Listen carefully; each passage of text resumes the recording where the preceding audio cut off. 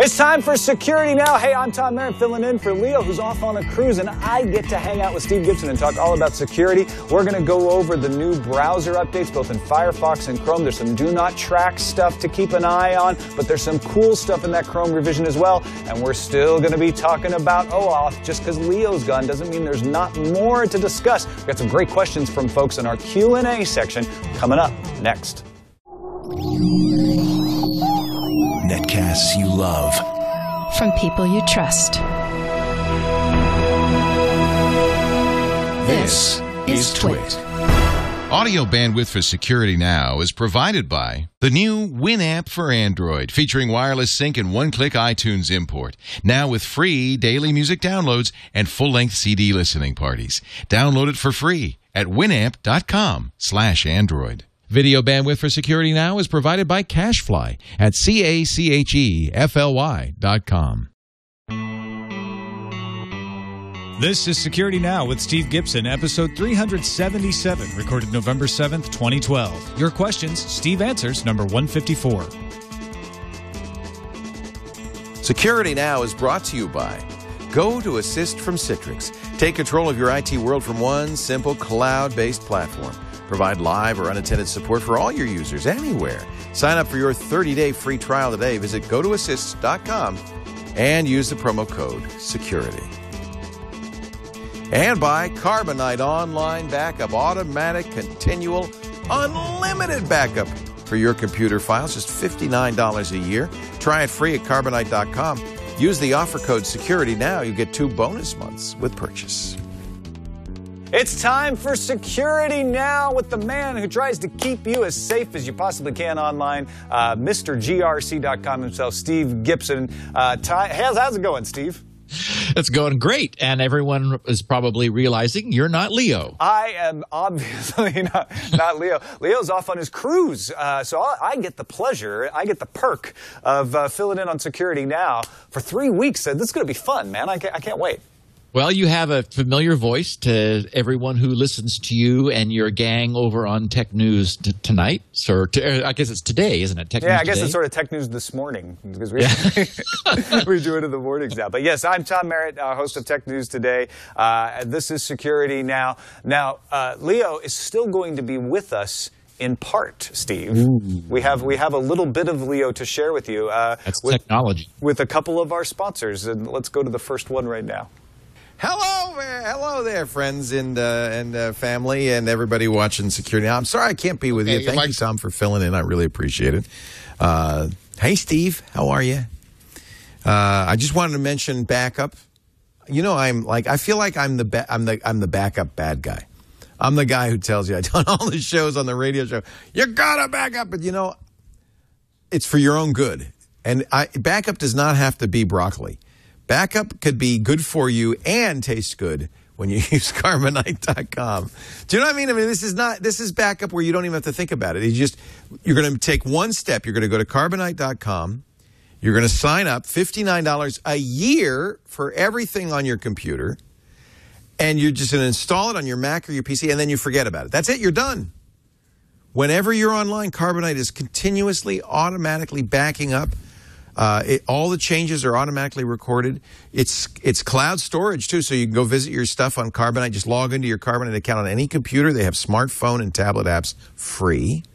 So you see your stuff. And I like that in a backup solution. I like to be able to look and see, oh, yeah, you got everything. Okay. And then if the disaster happens, and, you know, disasters do happen. They will happen. Hard drives die, Hurricane Sandy, whatever. You've got a backup. And I tell you, for peace of mind alone, this is worth it. And it's less than $5 a month, so you don't have to even worry about your stuff. It's really worth it. Try it right now. Mac or PC, Carbonite.com. Click Try It Free and use our offer code SECURITYNOW for 30 days free. Carbonite.com, the better backup plan. Secure, yes, trust no one. Steve vetted it. It is trust no one. Uses SSL for transmission. You don't have to have trust no one. But if you want to turn that on, they have that. Only you have the keys. Automatic online backup. It's $59 a year complete. Carbonite.com. Use the offer code SECURITYNOW to try it free for 2 weeks. And you'll get 2 months free when you buy. Now back to Steve and Tom. and Security Now. Thanks, guys. Oh, thanks. We won't be missing Leo as badly now. We've got a little Leo with us. We got a little hint, yes. All right, well, let's get into the security news, starting with the updates. We got some Adobe updates to talk about. Finally, Adobe is on schedule. We've had some famous emergency updates, which they reluctantly released outside of their quarterly normal update schedule, but this is back on their planned schedule for actually yesterday, which was also Election Day in the U.S., so this is November 6th, was they made available updates to Flash and Air, both of those runtimes. The updates pertain to Windows, Mac, Linux, and Android releases.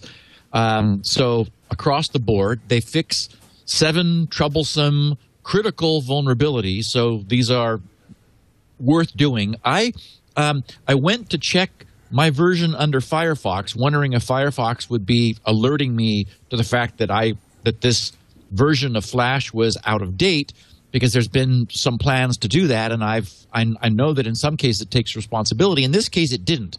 Maybe I need to shut it down and start it up again or something. But you can go to www.adobe.com/software/flash/about, and that will run a little Flash app which shows you a bouncing red cube, given that you permit Flash to run in your browser, and it will show you your current version and also list the latest versions that are available.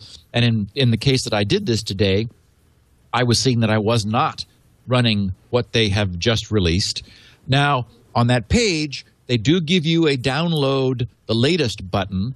If you go there, you want to be careful to turn off the get your free McAfee virus scan. Did they opt you in? Do you have to uncheck it? Yeah. That's so annoying. You can also go to www.adobe.com/products/flashplayer/distribution3, that is the numeral 3.html. That just takes you directly to a clean page where you just get the download that you need for whatever platform you're running, and no upsell nonsense installing things you didn't ask for. Now, Chrome has its own Adobe Flash built into it, but a lot of Chrome users still need to do this, right? I'm not sure where Chrome is. I didn't see an announcement from Chrome in the last day or two, but they're now taking responsibility for keeping that up to date. So they ought to be doing it for you. Yeah, so you might want to check on that. I know there are some features in Flash that I actually have to have the Adobe Flash plugin running to get them to work in Chrome, because the Chrome Flash is incompatible for some reason. Every once in a while, there's a page that'll do an auto detect. So that's just a little extra thing to keep in. And it is annoying that we cannot get away from it. I mean, I know that when I really love my iPad, and I use it all the time when I'm out and about. And you run across sites where it's like, okay, wait, I just have to go, wait till I get home in order to do this, because it's still it provides enough extra, if you'll pardon the term, flash to the site that there are a lot of sites that still just assume that you're going to have it or be able to make it available. So Wordsworth in the chat room points us to the Chrome blogspot claims that their Chrome 23 stable release did include a Flash update. So good. And in fact, we're about to talk about Chrome 23 stable, which is just out. But I wanted to mention Firefox first. We've got a new Firefox beta, which is that they're continuing to move their click-to-play forward, which click-to-play is the technology which prevents vulnerable plugins from running without the user's permission. Now, I didn't have to click it just now when I was playing with Flash, and it was vulnerable and obsolete, so it must not be in or not in the version that I've got yet. Mm-hmm. What's nice is that they're doing something else in this latest release that'll be out. For some reason, I have the number 17 in my head. We're all running in crazy version numbers these days.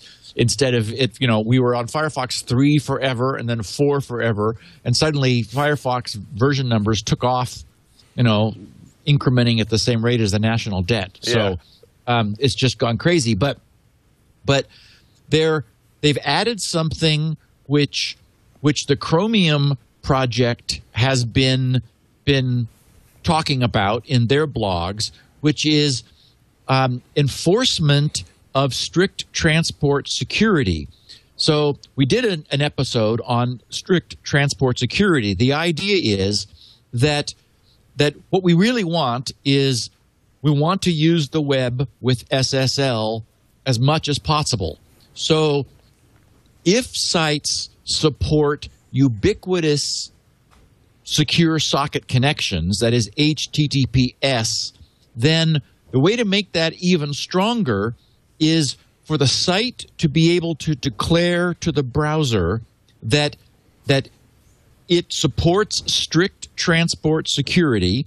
It can, and what the browser will then do is, if any URLs are in the page which are not HTTPS, this permits the browser to upgrade them to SSL connections, knowing that the site is okay with that. So the benefit is that it prevents various types of man-in-the-middle and JavaScripting attacks, where by filtering the page coming in and removing the S's from the HTTPs, it would be possible to, for example, to get cookies that are supposed to be protected by SSL security. If they were not properly flagged as secure-only cookies, you could get them to leak out in the clear. And then, of course, this is famously important for things like, using laptops in open Wi-Fi networks like Starbucks uses, where there's no wireless security at the hotspot. And should you still use something like HTTPS everywhere in addition to this? Well, the two interact. Mm-hmm. What you want is if the site says that it supports this, then the browser is able to itself update the security. Now, the problem has been, though, that if there was initially a man in the middle that prevented the server from making this declaration, that is, the way this is done is when you initially connect, the server sends back a response header set, as it normally does in answering every browser request, but it adds a header that is strict-transport-security : and then an age for that to be enforced, and some additional parameters, like whether that includes subdomains within from the root domain of the site. So there has still been a problem with this, which is if that initial declaration is filtered, then the user agent or the browser never gets the news that the site supports strict transport security. So what Firefox is now experimenting with, and this is part of the Chromium project, is automatically bringing up strict transport security preemptively for a large and growing list of previously known built-in domains which support it. So, and this is a list which is large already and growing. So for all the servers that are known to support strict transport security, the browser itself would have knowledge of that and would never initiate a non-SSL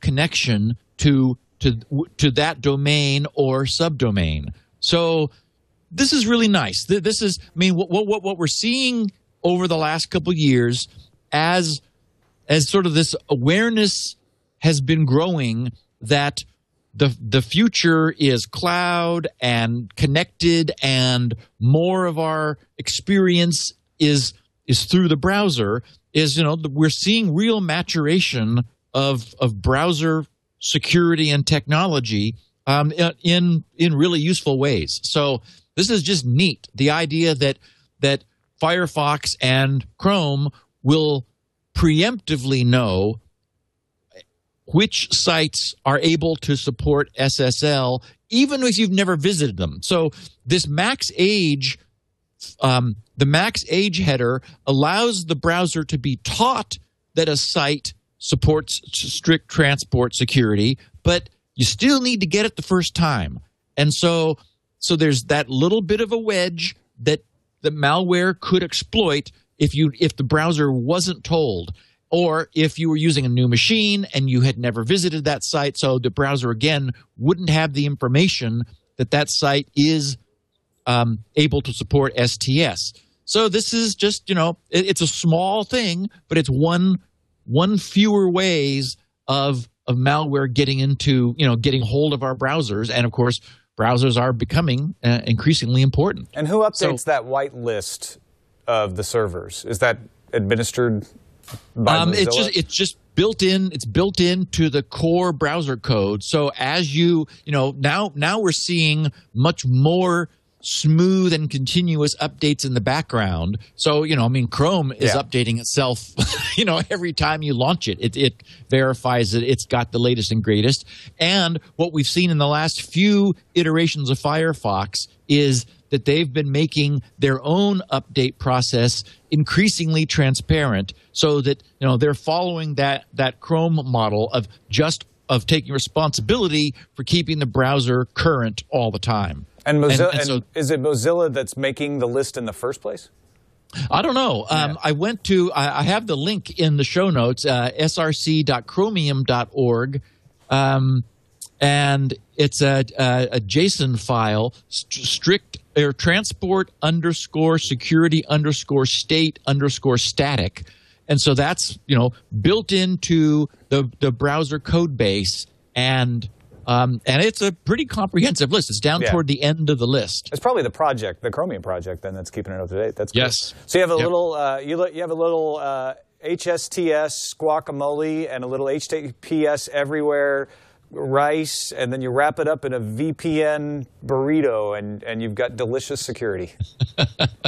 Right. Let's talk about Chrome version 23. We mentioned that briefly earlier. Yeah. So Chrome with version 23 has been the last major browser to finally add support for the do not track header, the DNT:.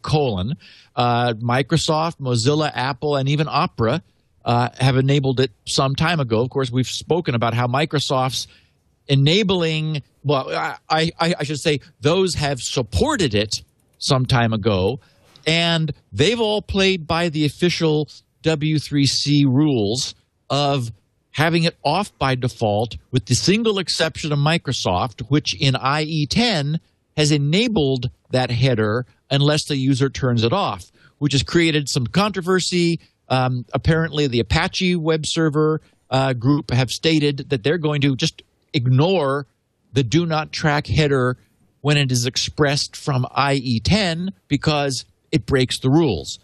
Now, Google has done it in the standards compliant fashion, as has Firefox and Apple and Opera, where it's off by default. But not only is it off by default, but it's quite well hidden by default. So I went looking for it, and you go to settings in Chrome, and if you look there, it's not present. So you need to click the Show Advanced Settings at the bottom of that page. Then that expands another block of things, which then exposes the privacy option. And under privacy, under the privacy section, the last item there is send a do not track, it has in quotes, request with your browsing traffic. And if you click that, it pops up a notice that sort of explains it. And it's interesting because, you have to then say okay to that.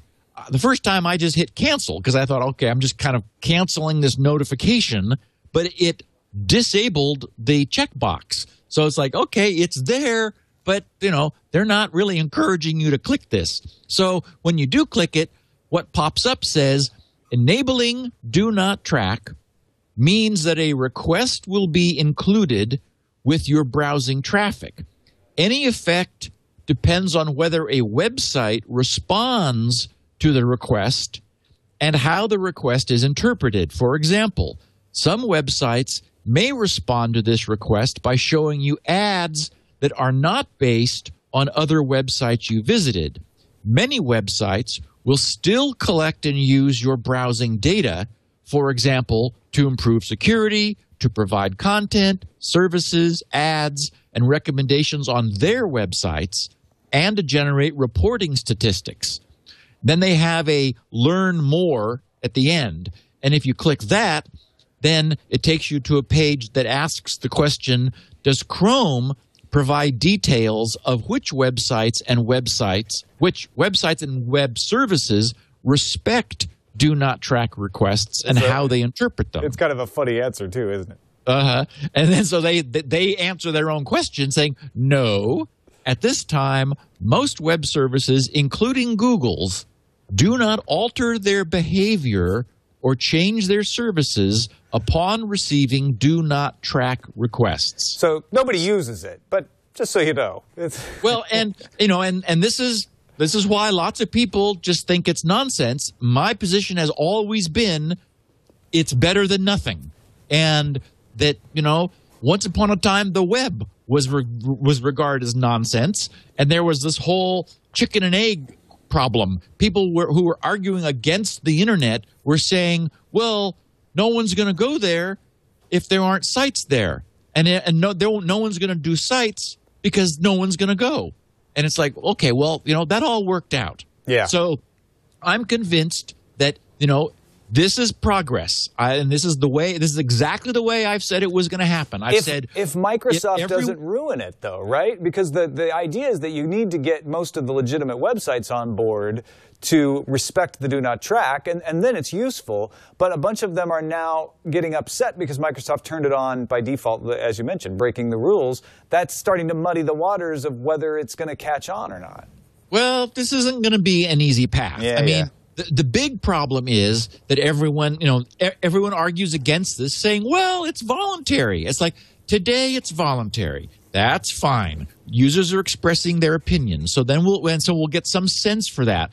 Now, you're right about Microsoft, but of course it's only in IE 10 of that particular browser version, which they have said they're going to make available under Windows 7 as well. Mm-hmm. So sites know which user agent, which browser you're using, and which version. So, for example, Apache can ignore the do not track header on IE10, but choose to make it available for, other sites running on their services for other browsers or even other versions of Internet Explorer. But the sites have to get the critical mass, and if they don't have IE, then it starts to be a harder argument to get them to bother respecting it. That's what I worry about anyway. What I expect we will see in, during Obama's presidency. During the next 4 so years. That gives us 4 years. Yeah.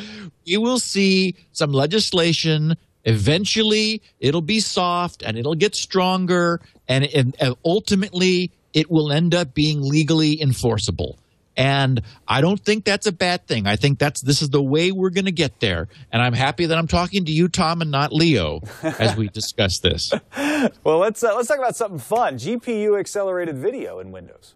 Well, yeah, that's another thing that's in Chrome version 23 is in their experiments, they've what Chrome version 23 adds is video playback in the browser now uses the graphics processing unit to essentially lower the power consumption, since the GPU is got hardware specifically designed for rendering video. It's able to do that with the built-in hardware rather than lots of software. So you end up they're saying getting about a 25% increase in battery life playing video in Chrome 23 on a laptop versus Chrome 22 and presumably other non-GPU accelerated video browsers. So that's just this is all good because we're just sort of seeing browsers moving forward, and Google is paving some of these roads. Firefox is paving others. They're having to be cross-compatible and like do the good things that the other one does. And so and then Microsoft is sort of coming along too, trying to keep up with the various standards that the other guys are pioneering. Anything that gets me more battery life, I am very much in favor of. Wherever I can get it. Now, this next thing, the per site permissions, reminds me a little of NoScript.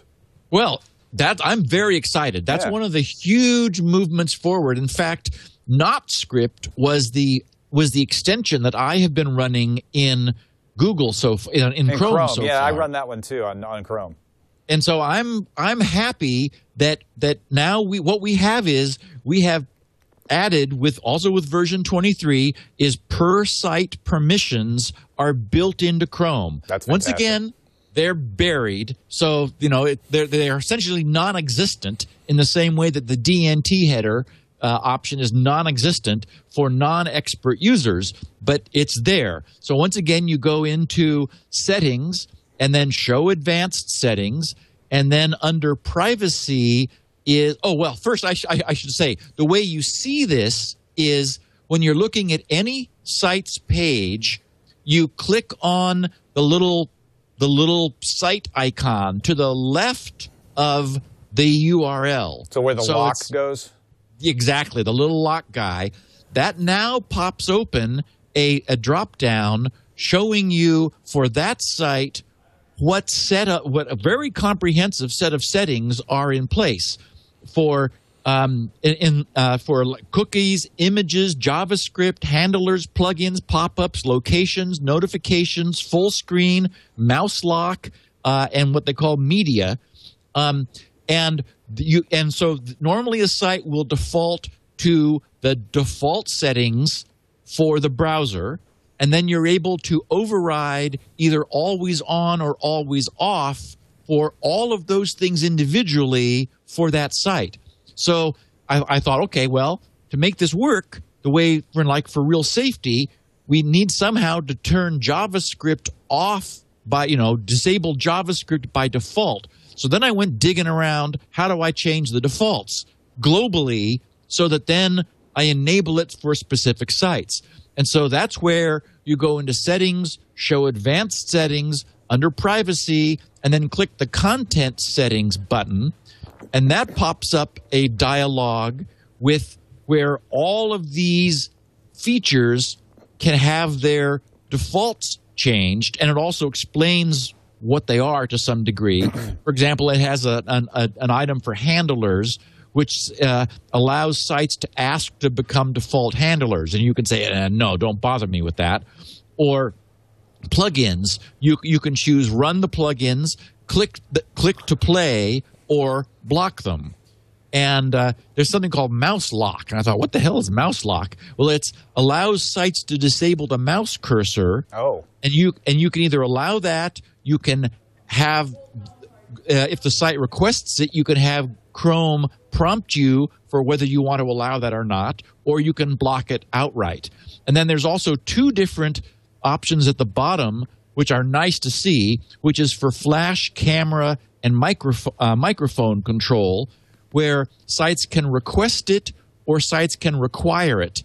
And then you're able to either have Chrome ask you or block you. So, and right there, all of those support per site overrides, and there's management buttons that allows you to pop up and see what overrides you have in place on a per site basis. Well, that's great, because something like Google Hangout, I might say, I want it to have access to my camera and mic because I trust it, but I don't want anything else to access that thing. Right. So what we're getting, and this is really nice, the only thing we don't yet have is side tabs. And so I can't use Chrome yet because, I've got 75 tabs open over in Firefox right now. But we know that that Google understands that some people organize their lives around tabs, and so they didn't like having the tabs on the side. But there has been, blogging from Google saying, yes, we understand. We're going to come up with some sort of really cool tab management, which reminds me that right now I'm using an add-on over on Firefox to move the tabs onto the side. Firefox will be getting native side column tabs. And, of course, this is all as a consequence of the fact that screens are becoming wider than they are tall. Mm-hmm. And so it's making more sense to get the tabs off from the top and move them over to the side, in which case you can just have so many of them. It's wonderful. I like being able to move them around a lot, too, which is the one thing that Chrome has been nice to. But any of the extensions for Chrome that I've tried make that buggy for some reason. So having it native, I think, would be desirable for that reason. Yeah, and I want to see what they come up with. I'm really happy with the UI, with the Chrome UI. I'm still a Firefox user because I've got my tabs on the side and the add-ins that I like. But boy, Chrome is maturing as a power user's browser with this version 23 release, where we can change the global defaults to lock it down the way we want to, and then on a site-by-site basis, just as with NoScript, we can, flip these things back on again. It's getting close. Yeah, the only thing that bugs me about the per-site permissions is that I didn't have it up till now. It's like I spent so much time with NotScript customizing and teaching it. It's like, why didn't you have this before? But it's great. I think that's awesome. So tell me about this TNO cloud backup solution. What is this? Well, I teased everyone about it last week because I received email from its author telling me that the news was embargoed until yesterday. Well, I'm not sure what that meant because everybody else was tweeting me about it. And I thought, well, okay, wait a minute. How does everyone else know about this? And I do too, but I'm not supposed to talk about it. Anyway, so back on May 2nd, I famously tweeted, and this is at SGGRC, I said, quote, ARQ, unquote, cloud backup for Mac to Amazon S3 with TNO, crypto, and iOS viewer. The deeper I dig, the more I wish I was a Mac user. Wow. And then I did a little a shortened shortcut to haystacksoftware.com. Now, what the news is that with version 3 that was released, I guess, yesterday, ARQ for the Mac now supports the Amazon Glacier service. Glacier is and we've discussed it on the podcast a few weeks ago, is an interesting and very appealing long-term storage solution from Amazon. The idea is that if you don't need rapid access to your cloud data, they will make it available to you eventually, but at a much lower cost. In fact, it's 1 penny per gigabyte per month. So okay, let's do a little math. Yeah, that's cheap. 100 gig, that's $1 a month for 100 gig, or $10 a month for a terabyte. So that's really nice. Arc, one of the reasons I like Arc is that it is a flat fee purchase, $29. You buy it per computer one time, and then you own it. You can upgrade from Arc 2 for $15 to Arc 3. And I did look at the crypto. Anyone who's interested, who's a Mac user, I know that Leo switched to it. The UI is very Mac-ish, and that is to say, it's not super techy. It's very friendly, easy to use. So it's haystacksoftware.com, and this, I mean, to me, the fit with S3 Glacier is perfect for long-term archival storage. Yes, absolutely. People might say, "Oh, well, but I got 10 terabytes of data, so that would be $100 a month." It's like, whoa, wait a minute.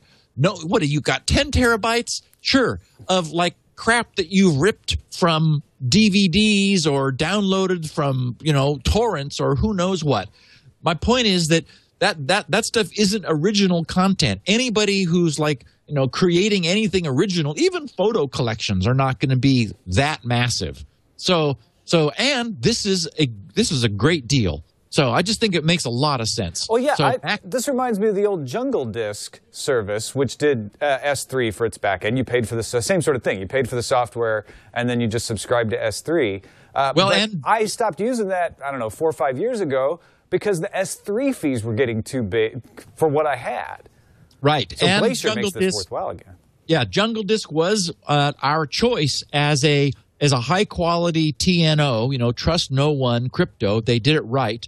And Arc has done it right, too, so that your system knows the password. It's symmetric crypto. It never leaves your machine. All that's being sent up there is pseudo-random noise. And Amazon is doing nothing but just storing your random numbers as far as they can tell.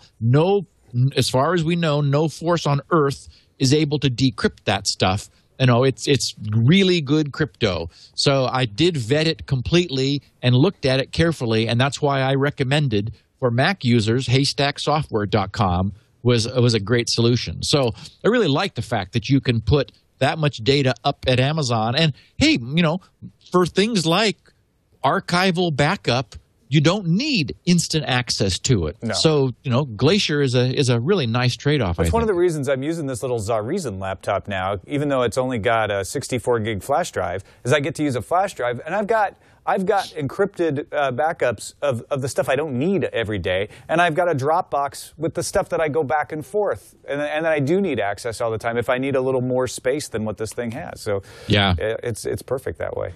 So tell me, how do you pronounce this next thing? Is it Port Query? I think so. I mean, I know that's what it's short for. Yeah. It's nice. It's nice too because Google only produces the proper results for it. It's not a new utility, but someone who tweets to me often, as his Twitter handle is Captain Caveman, CAPTN_Caveman. It does make me want to yell like the cartoon whenever I hear his Twitter. His real name is Joachim. I think he's over in Germany somewhere. He's been a follower and a frequent contributor to Twitter stream for me for years. Anyway, he sent me a link to a page of free Microsoft security stuff. And in browsing through it, I mean, I saw the EMET stuff and random things that we know about. But there was this port query that I thought our users would get a kick out of. And it's free. It's old. It's back from 2003, so 9 years ago.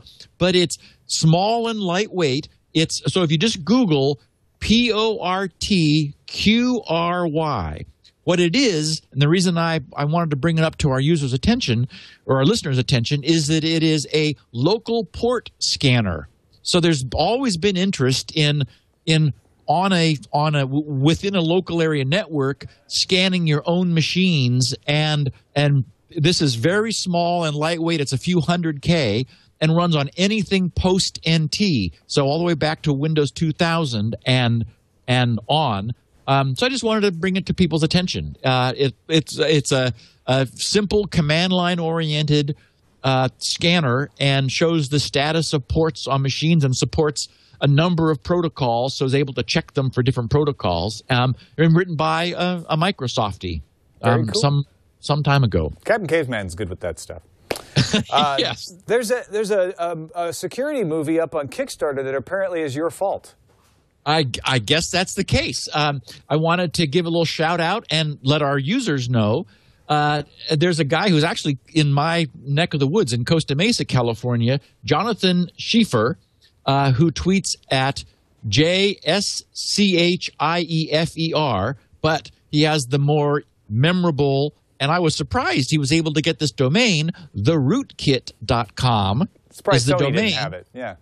if you go to rootkit.com, it bounces you over to his Kickstarter page.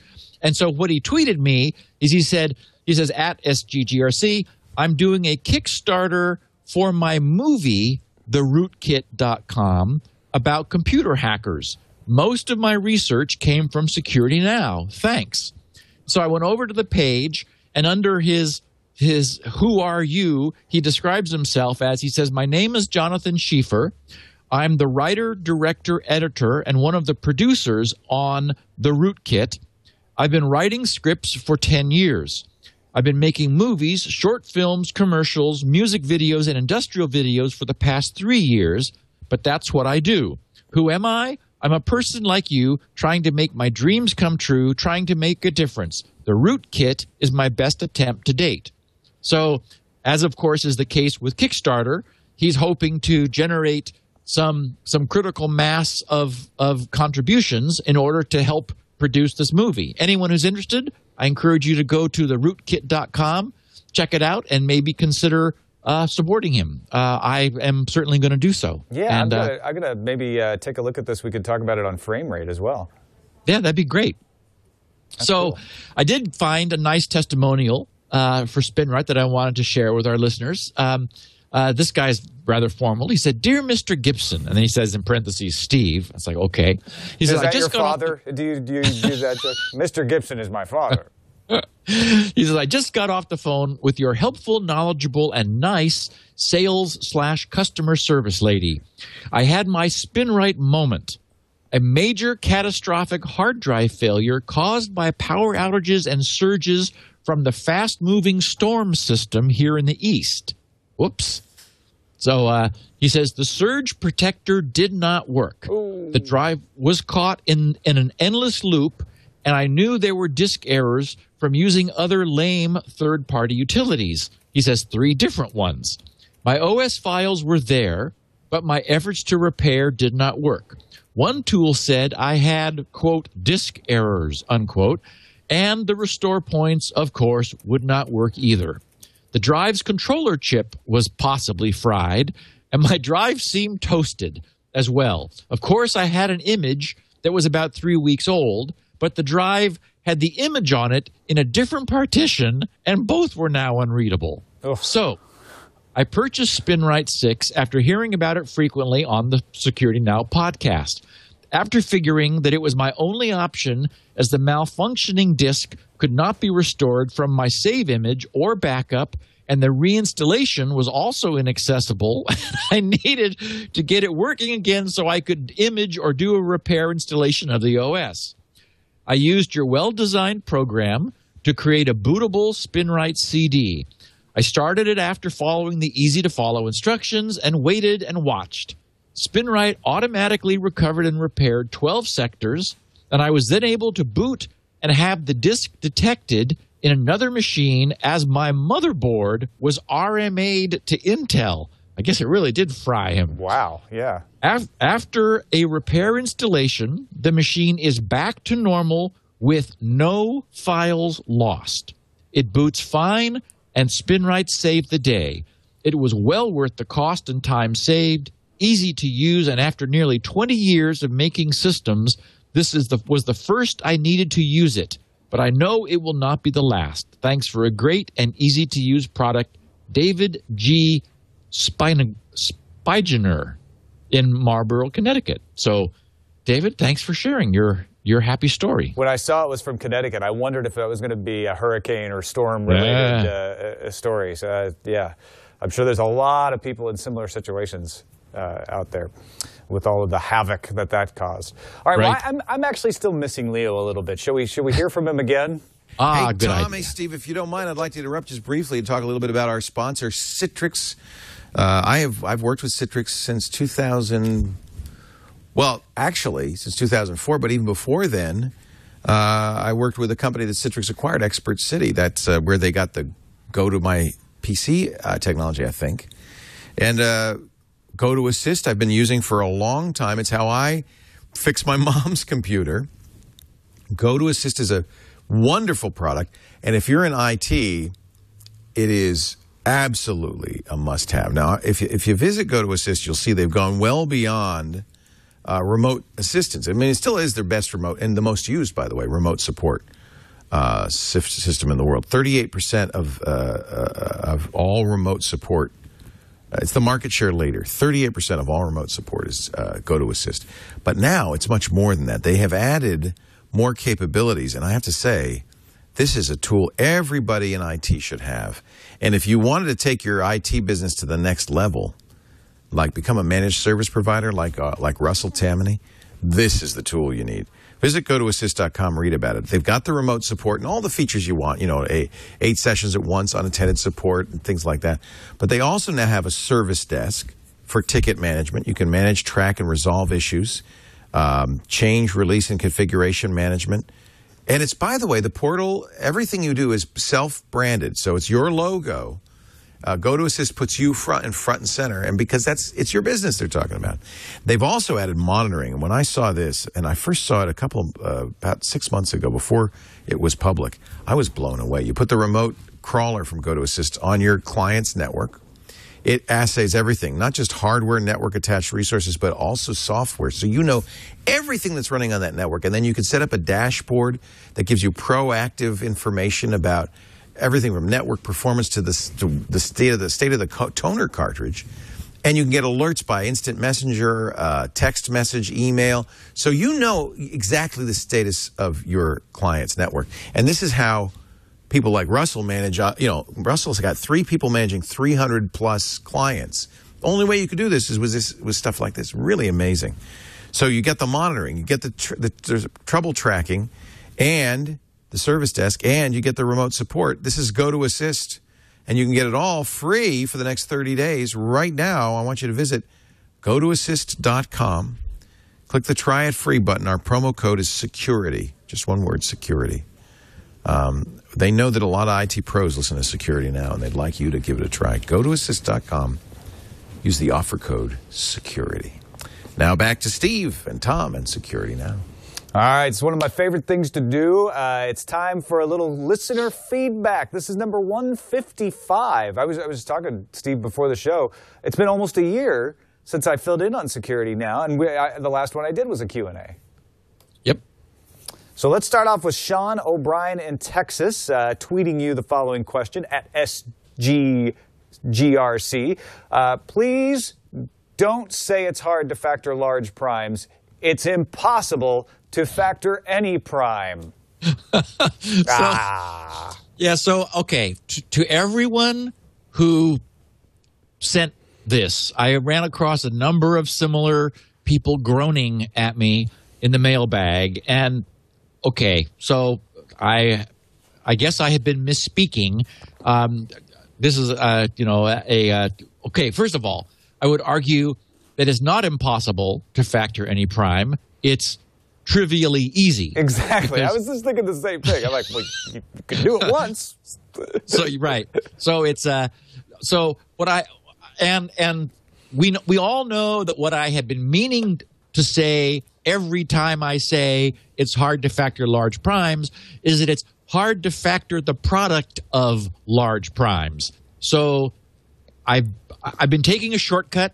I apologize to all of our pedantic listeners. I want to. I mean, I can't say that they're wrong because I'm a perfectionist as well. I mean, we know I am, and so I have been misspeaking. So I stand corrected to all of you who said, Steve, you keep talking about factoring primes. It's like, okay, factoring the product of large primes. So if I make the mistake again, we all know that we all know what I mean. I'm going to try not to make that mistake. Now I'm sure I'll be so self-conscious about it that I will say it correctly from now on. No, you're absolutely, you're a good man, Steve, for owning up to it and doing that. Because I've done exactly what you're doing right now. It really does help you not make the mistake again, for sure. Yep. Andrew in Arizona wonders about decrypting files. He says, Steve, I have a question about cracking an encrypted file or block of text. I understand how it's possible to use a dictionary attack to figure out a string of text, for example, a password, that has been hashed. Hash the text if the hashes match viola. But I am wondering how the process works for encrypted files. Where would you start, and how would you know when you've guessed the right key? Okay, so that's a really a good question. There are two approaches for so the idea being you've got a blob of what looks like just pseudo-random noise, and we assume that the reverse engineering information is available to tell you what crypto algorithm was used to encrypt it, so you know what crypto algorithm you would use to decrypt it, meaning that the only missing piece of information is the key, which is, 128 bits, 256 bits, whatever.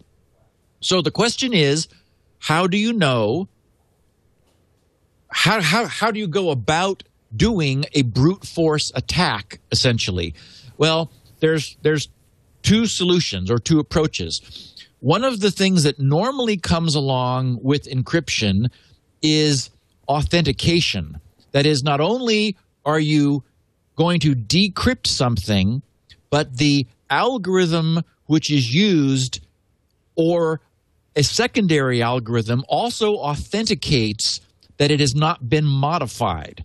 So it's not enough just to apply the key and get something that appears good. How do you know it wasn't cleverly tampered with so that it looks fine, but it's actually different data than was originally encrypted? And so normally most encryption modes either authenticate at the same time, or there's an authentication pass that can be made. So you could apply keys and then like brute force different keys and apply the authentication portion to see whether the block authenticates.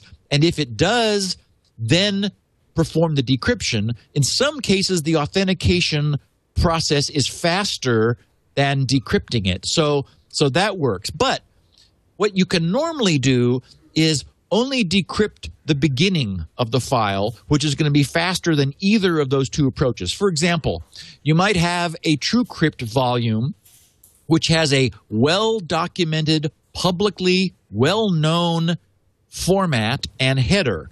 And so the idea would be you successively guess what the key might be and apply that key to the beginning of the TrueCrypt volume and see if you get something that makes sense. See if the result of maybe the first 1K looks like a valid TrueCrypt header. It's extremely unlikely that you would guess a key which makes the beginning of the volume decrypt perfectly, but it's actually the wrong key and the rest of the volume decrypts incorrectly. I mean, it's possible, but really unlikely. So, but if nothing else, only do the beginning till you get something that looks like it's good, and then apply the key to the balance and see if the whole thing makes sense. But so anyway, the point is, the way to try it is just guess. Begin the decryption of the file and go only far enough in till you get enough, till you can see enough of what might be the decrypted content to decide, oh, look, it's English. It's no longer gibberish. This looks like a document. I'm seeing header stuff. Sort of. Exactly. No need to go through the entire thing. That'll just take you your several lifetimes. Just get enough to see if it makes sense. And in fact, you could actually apply a clever decryption scheme, which really does very minimal decryption. Only goes in a few blocks worth of deciphering, and immediately backs out and rejects a guess if it's clearly not correct. And if it looks like, oh, it might be correct, go a little bit further. So anyway, that's the approach to use if you're trying to just tackle something like that and don't have any idea where to start, but you just have to brute force a file. The header is like that little nub that you can start scratching away at, so to speak, and get in there and erode the rest of that encryption. Right. Well, yeah, it provides a structured a sort of a structured metadata for the file, and you can normally quickly see whether it's most decryptions are going to just produce complete noise as opposed to something that, oh, look, that might be a header. Yeah. By the way, he wrote viola. Everyone in the chat room was on me, and even Jammerby was like, viola, not voila. No, that's what he wrote. And that's he did right. He did it. You're right. Yeah. Matt in London shares a useful tip for Microsoft email users. Hey, Steve, I use Outlook Express, always set to open email in plain text. However, if I see something that looks odd, I point to the unread email, click and drag onto the desktop where it becomes a little .eml envelope. I then open Notepad and drag the envelope onto the Notepad window. There I can see the headers and read in plain text, just in case someone has a clever zero-day Outlook hack. That's a great tip, and so I wanted to share it with our listeners. And it's simple to do.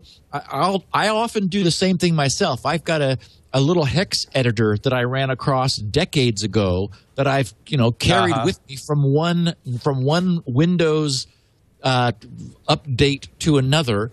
It's called HexEdit, and anytime something just looks a little suspicious, it's an attachment that I really want to open, but I'm just scared to open it. Yeah, I just say open in my little hex editor, and that allows me to browse around and kind of see what's in there without committing to opening it in one of the the typical proper format handlers.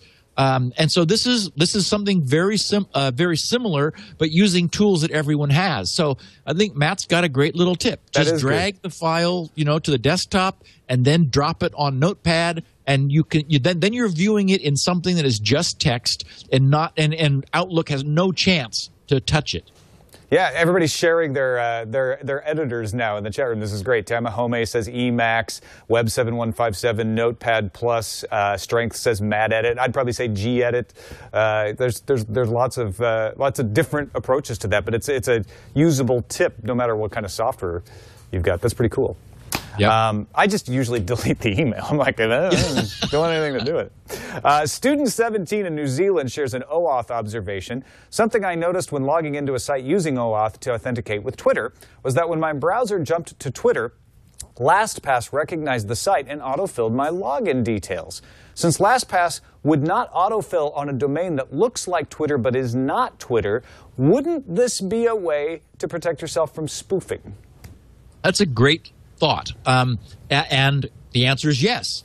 One of the things that I have noticed is, since I'm an avid LastPass user, sometimes I'll go to a page and I'm expecting LastPass to see fields that it ought to populate, and it's like, okay, wait a minute, why is LastPass not, engaging and working? So I've seen myself that once you get used to having LastPass around to fill in the fields for you, if something happens and it doesn't, you say, okay, wait a minute, what's wrong? Now, what I've noticed is sometimes I just have to kind of click in a field to wake up LastPass's observing stuff. I have to give focus to one of the form's fields, and then LastPass will say, oh, you want me to fill this in. But we've been talking about the problem of, and here we are predicting the future again. There is going to be an exploit where people get used to using OAuth, the so-called login using your Twitter account, login using your Facebook account, which we're seeing more and more because it's a low-friction way of acquiring credentials from someone using on a site where you aren't known, using a site where you are known.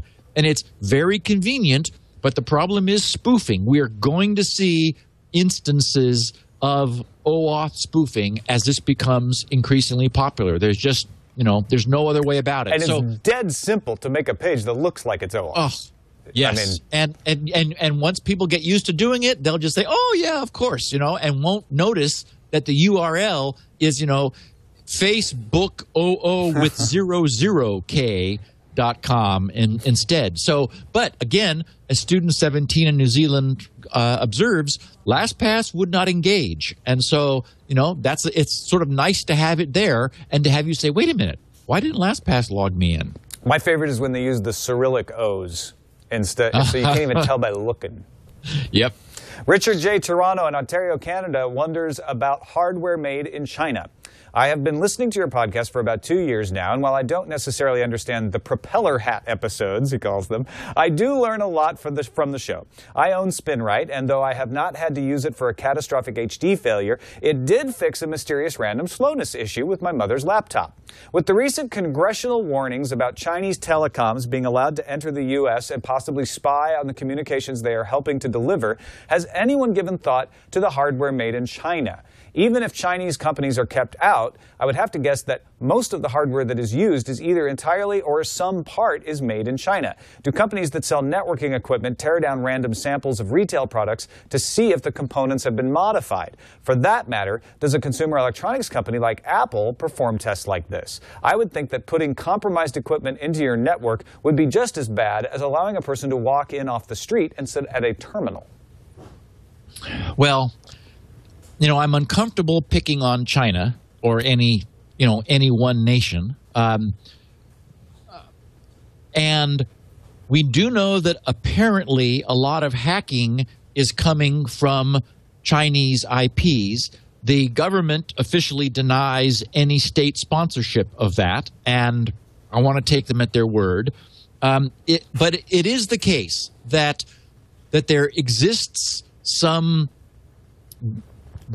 international tensions between, major global competitors. There's a lack of trust. Yes. And Ricardo's point, is dead on right. I mean, we've seen instances where microcode on products has been mistakenly already contained malware. Flash drives were shipped with malware on them. I mean, little mistakes like that have happened. And if a state sponsor like China really wanted to infiltrate this country or any company that was importing their exports, they could certainly produce a modified, network chip that it would be. I mean, you'd have to really go to some lengths to see that there was something unusual about it. I mean, state-level sponsorship can produce a microprocessor with a whole chunk of private microcode that is you only access if you put specific data into certain registers and execute a certain instruction, and that takes you off into a different area of microcode. I mean, sounds like science fiction, but it's absolutely possible. And the U.S. does this to other countries. I mean, the U.S. was behind the Stuxnet attack on Iran. So it's not just China or Russia or all the governments are in this race to spy on each other, for lack of a better word. So, well, and I was going to ask you about that detection, because the UK, I know, has a partnership with Huawei, Chinese company, where they will tear down Huawei equipment at random, so Huawei doesn't know what equipment's going to get checked, and look for vulnerabilities. But what you're saying is there might be vulnerabilities that they just can't catch. Oh, I mean, yes.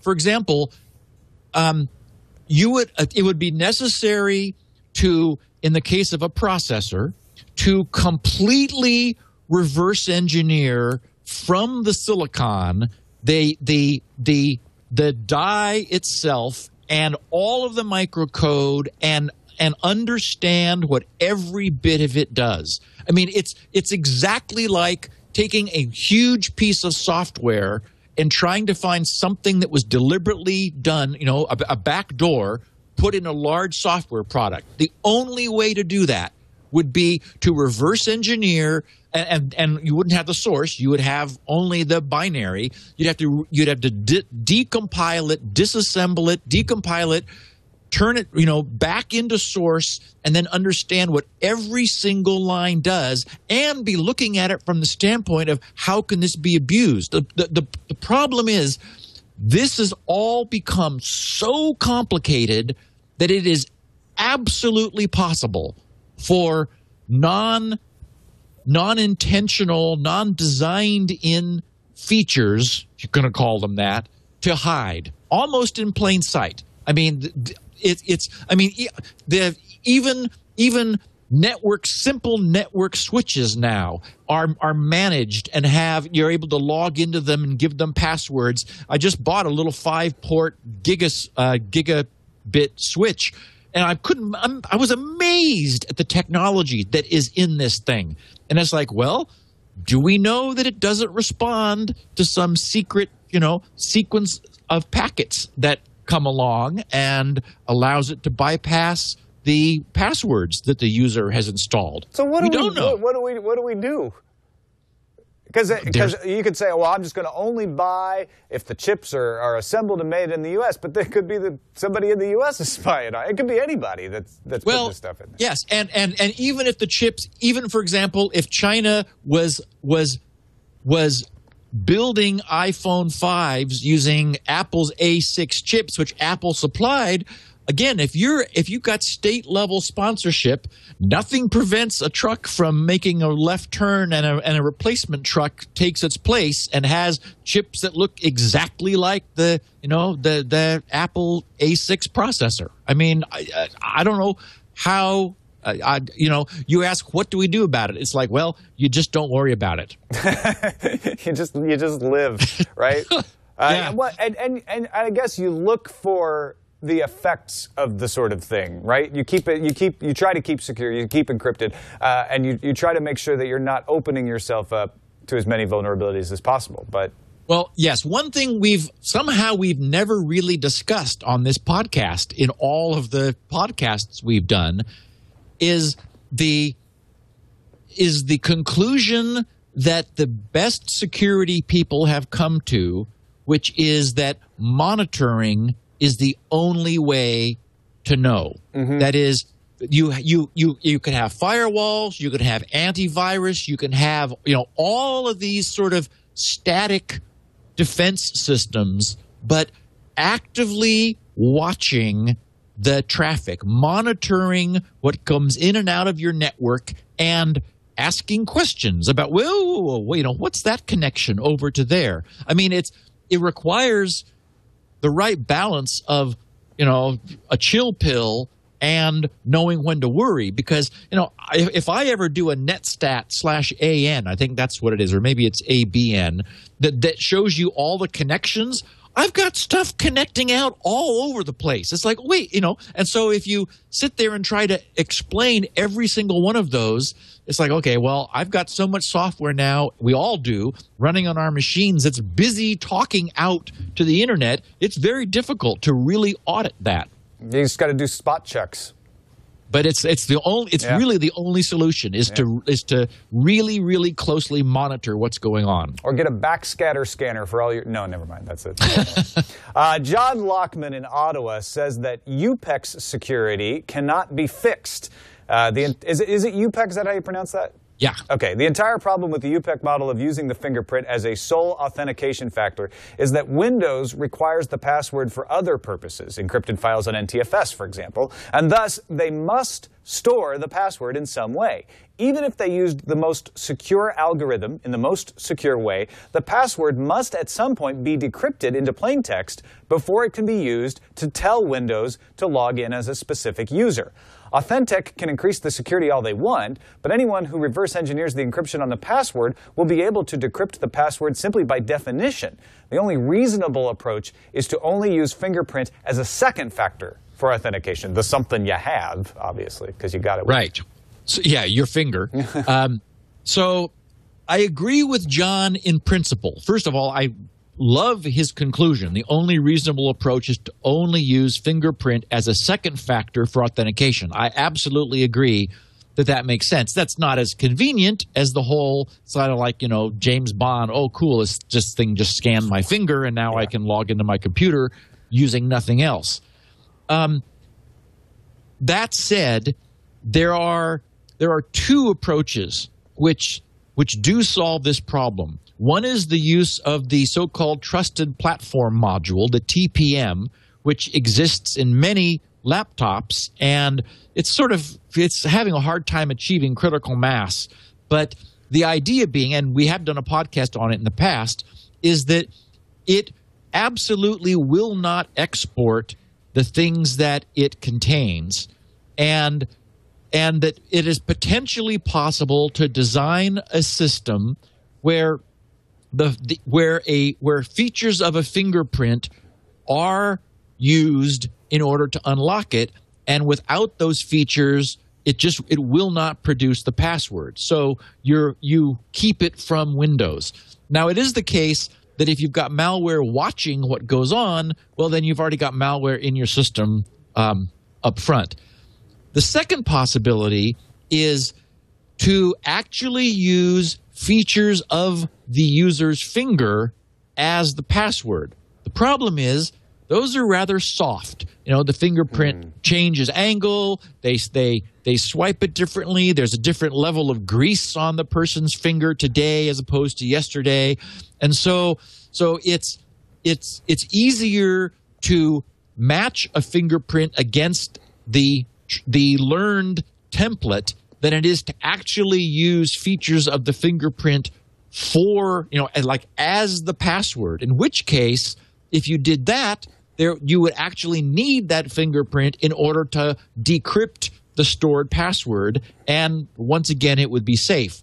I would argue it's probably possible to make that second approach work, though certainly UPEC hasn't done that. They've said, oh yeah, look, this matches the template, and then they perform a rather weak decryption of their weak encryption in order to provide the password. So in principle, I agree with John. I think he makes a good point that there's a fundamental problem with using a fingerprint as the sole authentication, and using it in a multi-factor setting really does make the most sense. Yeah, that makes sense to me. I mean, anything is going to be turned into digital information at some point, and that digital information then is no longer the thing itself. So that kind of is what John's pointing out, I guess. Well, yeah, I guess the distinction, I think the reason I chose the question and wanted to discuss it a little bit is that there's a difference between deciding that there's a match and then unlocking the encrypted password. So because then all you have to do is you find the where is the match decision, and you tell the software, oh, there was a match, and then it unlocks the password. So that's the less secure way to do it. The alternative is to actually use the information in the fingerprint as the decryption key.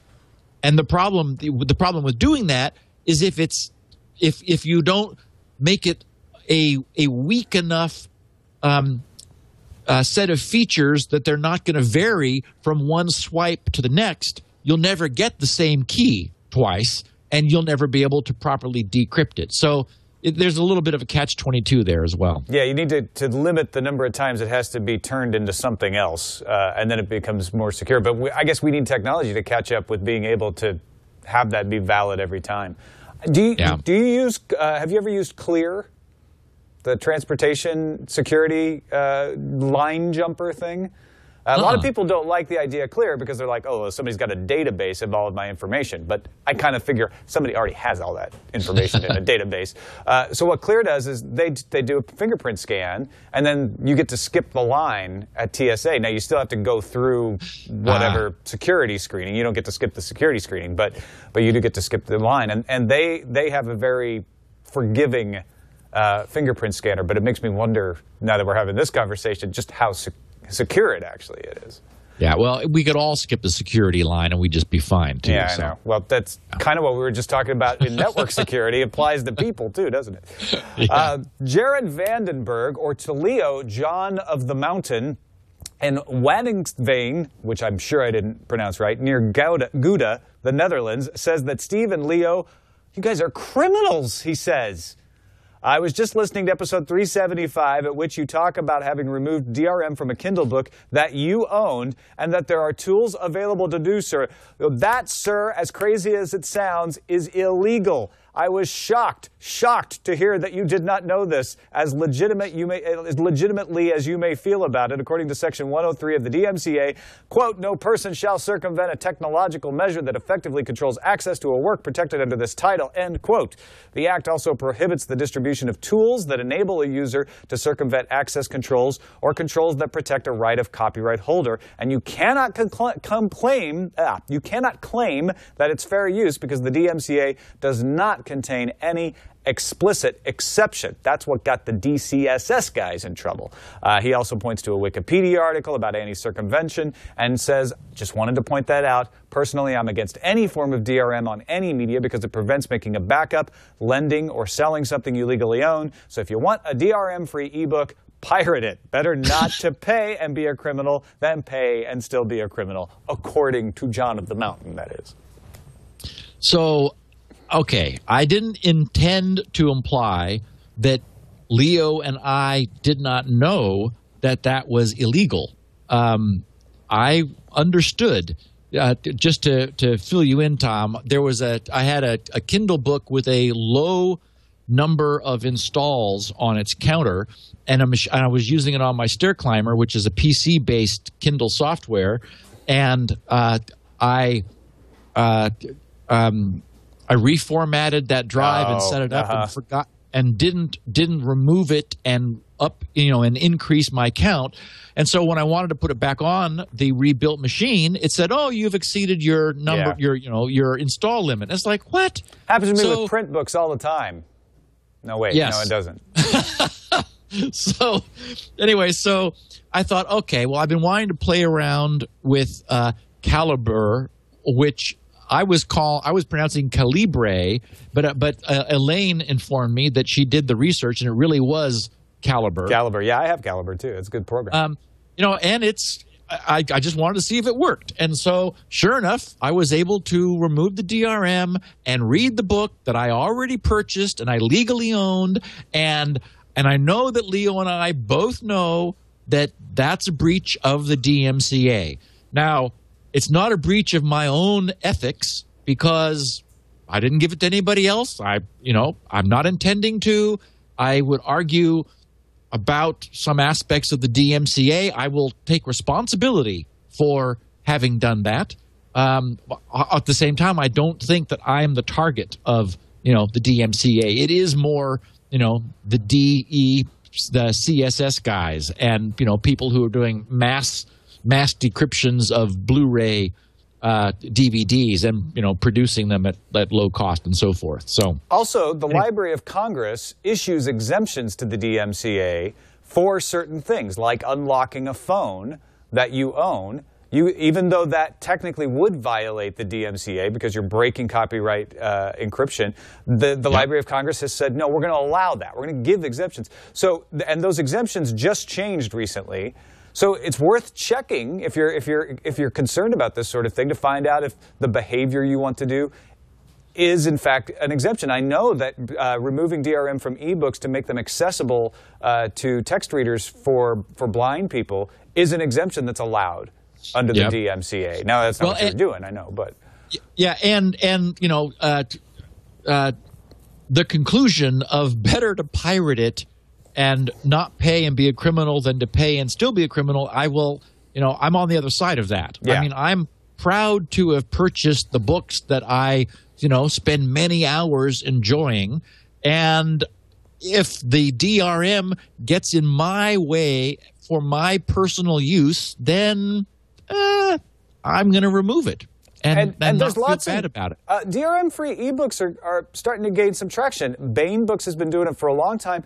Tor, the sci-fi publisher, just announced that all its ebooks are now DRM-free. So you can find really good stuff without even having to come close to breaking the law that doesn't have DRM on it. I was just going to say, I have been in the situation where someone very close to me had illegally acquired a copy of a movie that I watched with her. And what I did to make myself feel better about it is I bought a ticket. I didn't go to the movie. I just went online, Fandango, bought a ticket. Nice. So, I mean, you know, I'm on the other side of that too, Steve, which is I want people to do the right thing, and I want the system to work so that it encourages you to do the right thing, so that John here doesn't feel like pirating is the best option. Yeah, well, and I wanted to mention, you mentioned Bain, and they're the publisher of all the Honor Harrington novels, and all, you know, very available at very low cost and DRM free. Dave Kodama in Cerritos, California, also comments on Amazon Books and DRM. He says, Steve, Amazon's DRM has always bothered me. So when I found out that O'Reilly books come DRM free and include multiple formats, such as PDF, I've made an effort to always purchase the books directly from O'Reilly. I have noticed that they often cost a little more than the same book on Amazon, but I try and support O'Reilly's business decision by voting with my wallet. Perhaps some of your listeners may be unaware of that option. For the most part, I buy only throwaway books from Amazon. If Amazon disappeared, I would not be happy, as I like doing business with them, but I won't be losing anything I really want to keep around. Spinrite user since version 3 or maybe 2.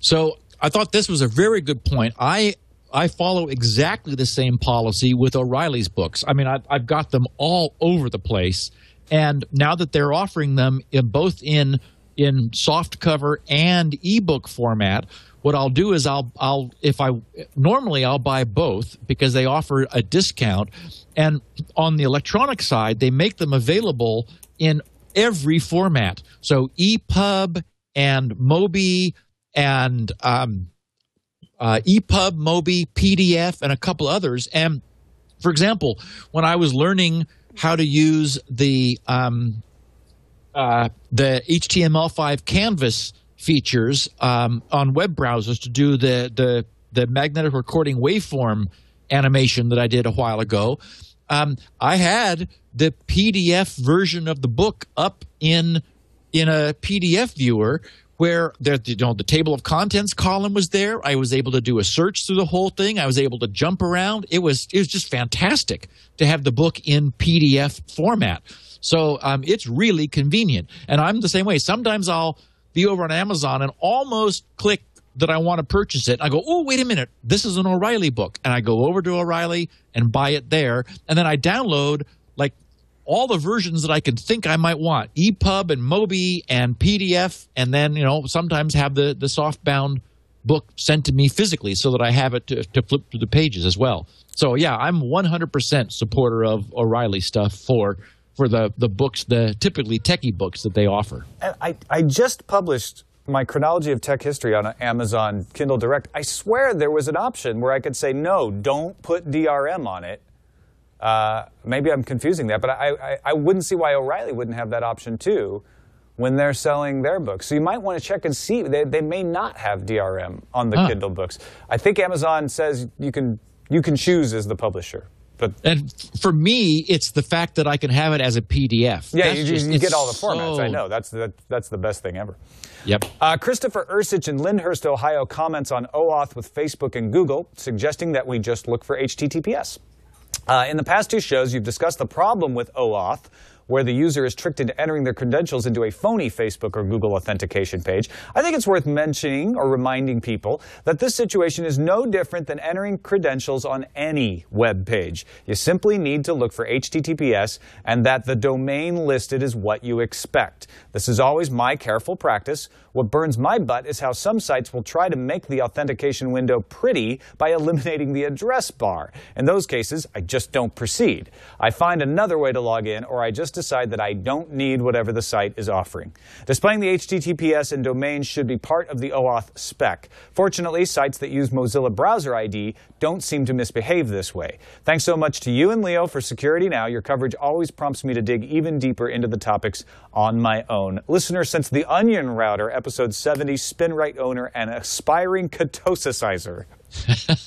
Well, I don't mean to belabor the OAuth issue endlessly, although we're going to do it on our final question, the next one coming up as well. I do think that it's important, and I want to focus our listeners on it because, like I said, we're predicting the future. I know this is gonna bite us, and Christopher's approach, while it sounds good, I think probably our listeners are far less likely to be caught out by it than the world at large. It's not our relatively small, compared to the global, listener base that I'm worried about, because we understand these things and we're cautious.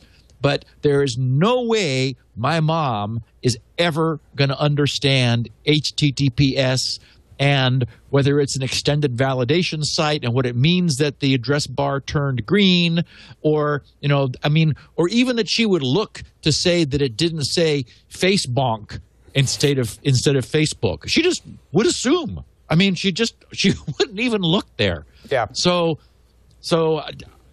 this is a case where convenience and security are colliding, and I've got a bad feeling about that. Well, and even educated listeners and viewers of this show will occasionally forget. You're human, you make mistakes. You're in a hurry. You're like, your spouse is waiting for you, and it's like, okay, well, just 1 second, and yep. Yep, and you just click that OK button without thinking one time, and all of a sudden, you've lost all your data. All it takes. You're Matt Honand. I mean, that's a horrible cautionary tale. What happened to Matt Honand at Wired? Yes. Very sophisticated user, not a dummy by any stretch. And Blake Watt in Troy, Michigan, does suggest an OAuth spoofing solution using security pictures and phrases. Hey, Steve. Started listening just before Christmas of last year and have fallen in love with this podcast, bought Spinrite, et cetera, blah, blah, blah, as Leo would say. I was listening to listener feedback number 153 and the discussion about OAuth. The problem you were having was, how do we ensure the users can authenticate Facebook's page so they know they are entering their credentials into the right site and not a spoofed OAuth Facebook portal? Well, I am an IT auditor in the financial institution sector and instantly knew of an answer that is a natural progression from the idea that we use pictures of our Facebook friends, a predetermined security picture and security phrase. Almost every financial institution I audit now has this simple security feature installed as part of the initial online banking setup phase, where the user selects their image and writes up their own unique phrase to go along with it.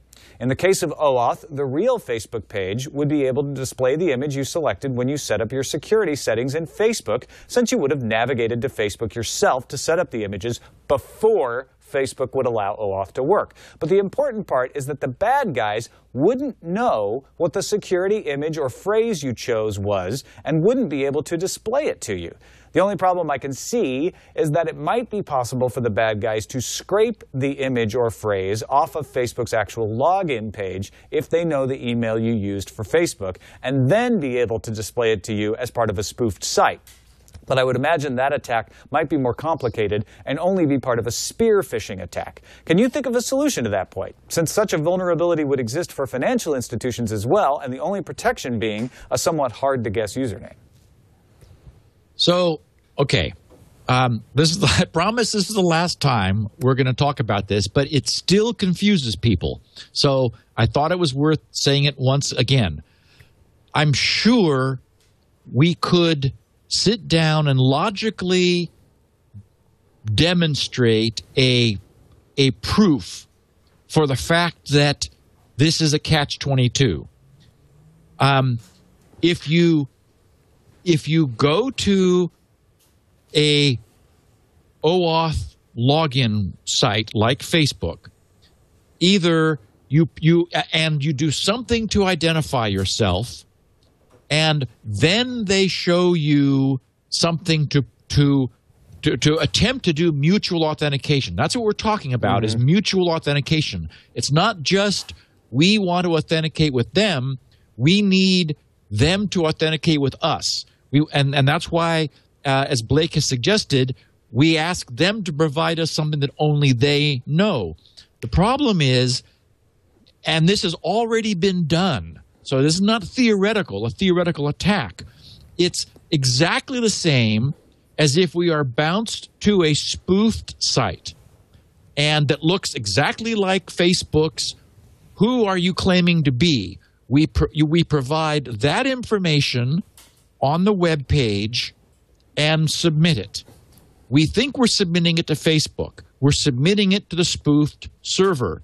The spoofed server immediately goes to Facebook, provides that information, gets the reply page, and that's what it sends us in reply to our submission. So it has inserted itself as a man in the middle in a classic man in the middle attack, and we see the information we're expecting from Facebook. So what's actually happened is this is worse than if we weren't expecting mutual authentication, because now we have affirmative proof, we think, that this really is Facebook. But in fact, it's still Facebonk, and Facebonk just queried Facebook behind the scenes to provide us with what Facebook would have provided us directly. So now we're really sure that we're in the right place, and we provide the balance of our authentication information, and it's stolen by Facebonk as part of this OAuth, spoofed login. So, and there's no way around that, because there is whatever you would give Facebook to get that image, Facebonk can take too. You can come up with a million different scenarios, but they all have that particular weakness, right? Yes, and that's why I meant. That's what I meant when I said I'm sure we could rigorously demonstrate that there is no solution to this, because of the possibility of a man in the middle, or in this case a website in the middle that is grabbing our submission, then on the fly getting it from the real Facebook, and then providing us what Facebook sent to it. And so then it receives the second phase of our authentication. There just isn't a way around this. Well, so in other words, we're still stuck with the usual problem of security, which is you have to teach people to be better at security, which works for some, but not for everyone. Well, and we keep coming back to this. It is the tension that exists between convenience and security. Is it convenient to use a third-party site to authenticate? Yes. Oh, my goodness. I mean, I see that option.